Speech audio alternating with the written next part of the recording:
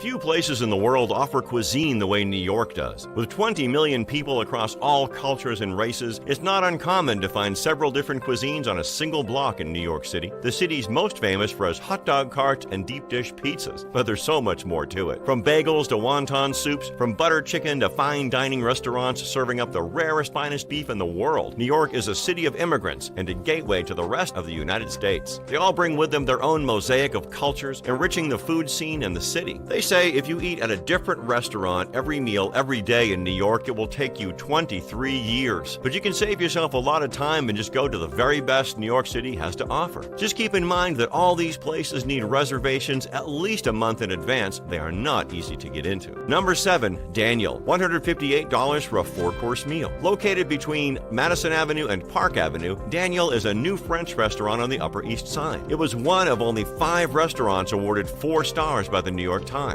And in 2019, Forbes rated them the top-ranked restaurant in America. How do they come by these accolades? Aside from the delicate, intricate plating and the old New York ambiance, Chef Daniel Boulud's dishes have earned him 2 Michelin stars and a Relais and Chateau Members Award. Neoclassical architecture meets contemporary interiors in this fine dining restaurant, and it includes the Skybox, a secret table that overlooks the kitchen. You can watch the food come alive right before you and marvel at the detail and intricacies of the operation. A prefix menu of 4 courses will cost you $158, and that's without any drinks. For a wine pairing, it's an additional $142, and we're just getting started.